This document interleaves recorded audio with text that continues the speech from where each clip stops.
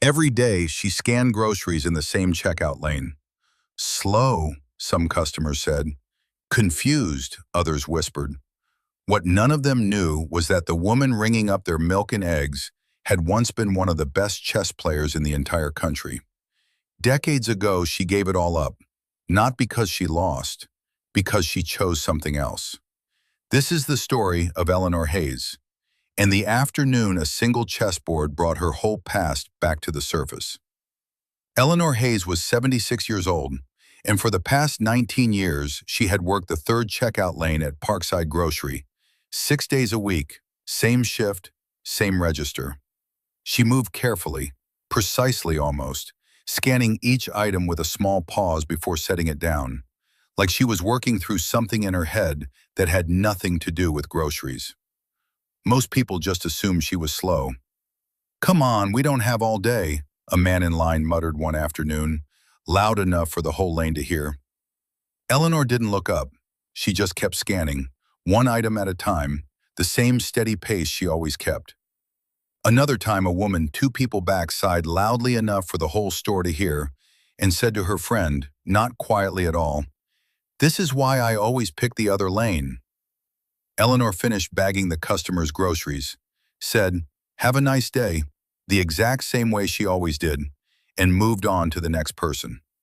Only one regular, an elderly man who came in every Thursday for the same loaf of bread and a newspaper, ever called her by name instead of just pointing at his items.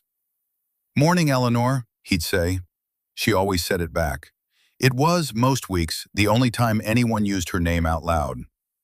Chase Kessler, an assistant shift manager 24 years her junior, had a habit of hovering near her lane whenever it got busy, sighing loud enough for customers to notice. "Honestly, we should just put in self-checkout on this side," he said once, not quite under his breath. "Would save everybody the wait." More than once, Chase reassigned her to restocking shelves during the store's busiest hours, to keep the lines moving, which everyone understood to mean he didn't trust her at the register when it counted. On her break, she sat alone in the employee room, doing the newspaper's daily chess puzzle in under a minute, then folding the paper closed before anyone could ask what she was looking at. Once, a coworker glanced over her shoulder and asked, half joking, "You actually understand that stuff?" "A little," Eleanor said, and turned the page. Nobody asked a second time. At home, in a small apartment 2 blocks from the store, an old wooden chess set sat inside a closet, wrapped in a towel, untouched for years. Eleanor knew exactly which drawer it was in. She never opened it. Until the week the town square filled up with folding chess tables, and Eleanor's ordinary Saturday stopped being ordinary at all. Every spring, the Ashford Chess Club held a community event in the town square. Folding tables, hand-lettered signs, a small crowd of retirees and curious kids, all raising money for the local library fund. Folding tables lined the square in 3 neat rows, hand-painted signs directing visitors toward registration, a table selling lemonade to benefit the club's junior program, kids weaving between adults with paper score sheets clutched in their hands. This year's centerpiece was a Beat the Champion exhibition. Anyone in town could sit down across from Ethan Cole, the club's 22-year-old reigning champion, for a $5 donation. Ethan rarely lost. Most challengers lasted under 10 minutes before shaking his hand and walking away laughing at themselves. Eleanor noticed the banners going up outside the grocery store window a full week early. She didn't mention it to anyone, but for 3 afternoons straight, on her lunch break, she walked to the town square instead of the employee room and simply watched. The club members setting up tables, testing clocks, arranging pieces just so. One of them, an older man named Bernard Whitlock, who had run the club's Saturday sessions for almost 30 years, noticed her watching a little too closely one day. "You play?" he asked, nodding toward the board in front of him. "Used to," Eleanor said. "A long time ago." "Everyone's welcome Saturday," Bernard said. "Even the used to kind." Eleanor smiled politely and kept walking. She told herself she had no intention of going back. That night at home, Eleanor found herself standing in front of the closet longer than she meant to. She didn't open it, but she didn't walk away as quickly as she usually did either. Except once, just once, a young mother waiting in Eleanor's checkout line noticed her humming while scanning items, 3 notes over and over, and realized days later, watching a chess documentary with her son, that it was the exact rhythm players use counting out a well-known checkmate sequence. She didn't think much of it at the time. She would, later. Saturday came anyway, and so did Chase Kessler, off-duty, grinning, looking for something to fill an afternoon, with absolutely no idea what he was about to set in motion. Eleanor had come to watch, same as the last 3 days. She stood near the back of the small crowd, hands folded, content to just observe. Chase spotted her almost immediately. "Eleanor, perfect," he said, loud enough to draw a few heads. "You should give it a shot. Come on, it's for charity." A couple of his friends chuckled. "Yeah, Eleanor, show Ethan how it's done," one of them added, clearly expecting nothing. Eleanor hesitated. "I don't think—" "Come on, $5, worst case you lose in 5 minutes, Chase said, already steering her by the shoulder toward the empty chair across from Ethan. "Live a little." The crowd laughed, gently, the way people laugh at something they assume will be over quickly and harmlessly. Eleanor sat down.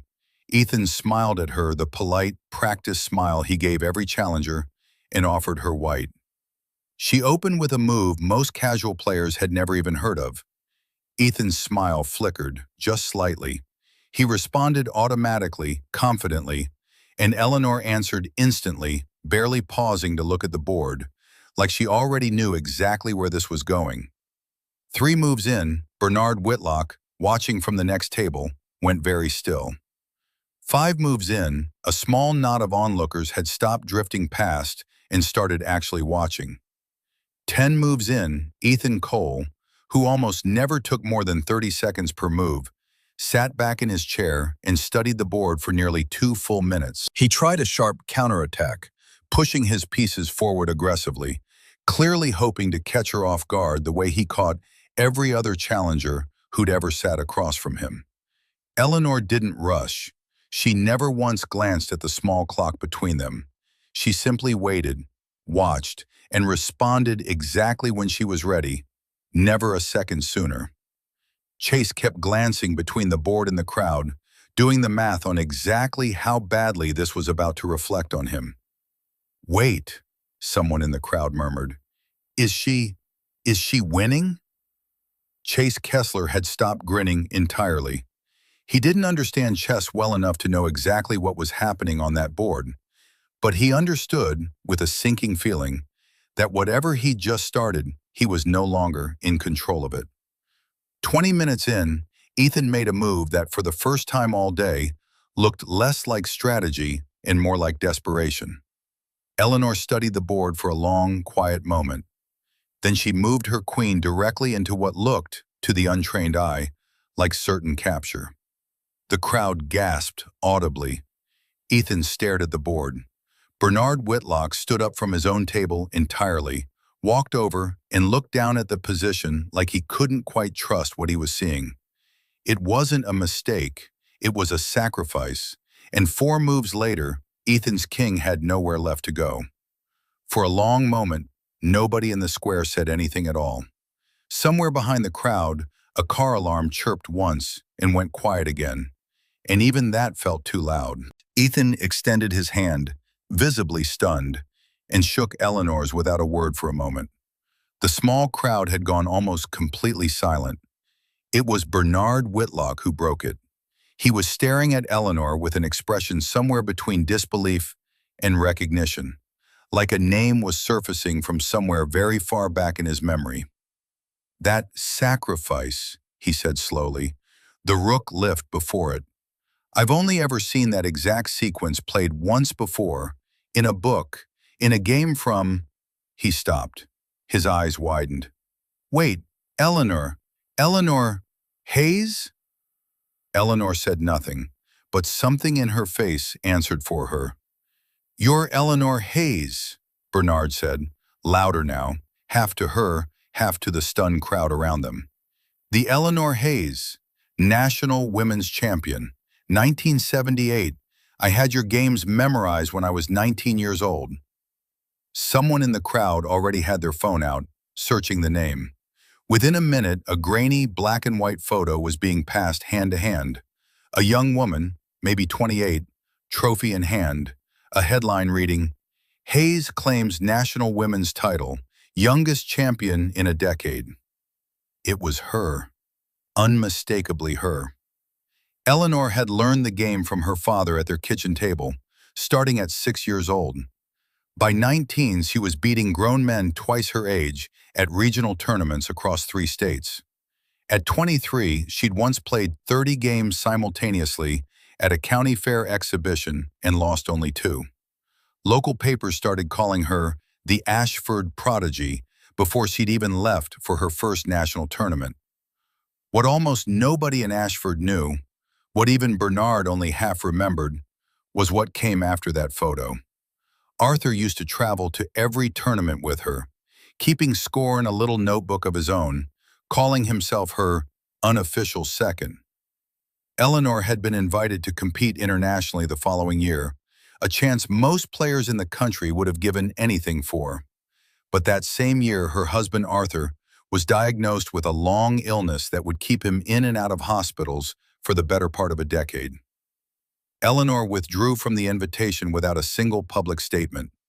She took a steady job instead, one with health insurance, regular hours, a paycheck she could count on every single week, and she stayed close to home, close to Arthur, for as long as he needed her.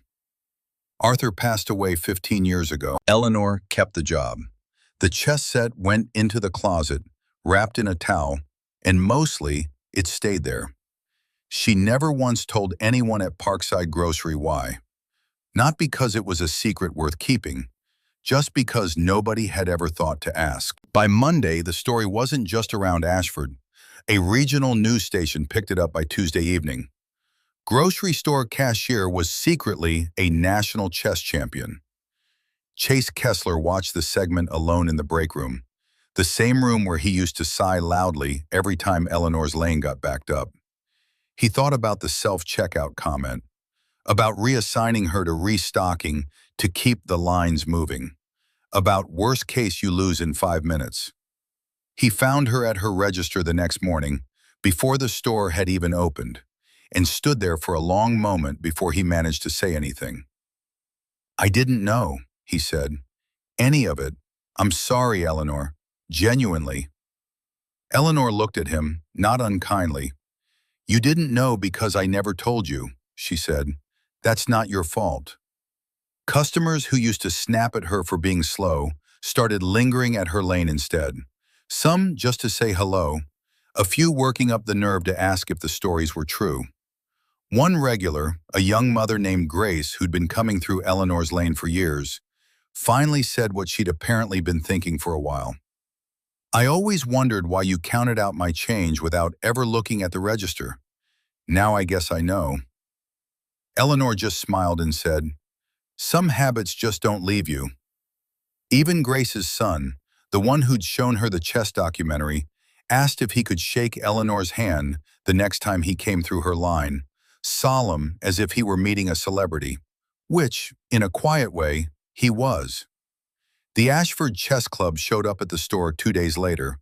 Not customers this time, but Bernard Whitlock and 3 other longtime members, asking, almost shyly, if Eleanor would consider coming back.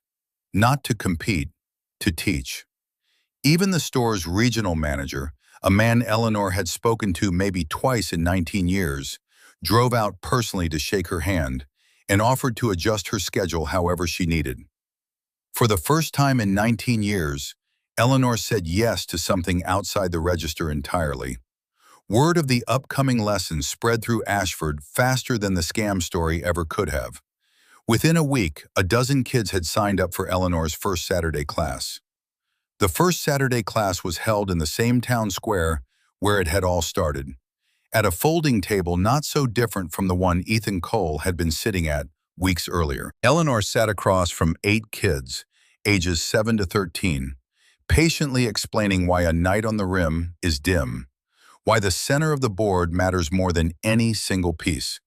She corrects their grips on the pieces one small hand at a time, patient in a way nobody at Parkside Grocery had ever seen her be. Ethan Cole showed up too, not as an opponent this time, but as her assistant, carrying folding chairs and setting out boards before anyone else arrived. "I used to think I was good," he told a reporter that day, half laughing. "Then I found out I just never played anyone who was actually great." Bernard Whitlock, now in his 70s himself, sits in on every class too, not teaching, just watching, the way he says he should have been paying attention to the world around him all along.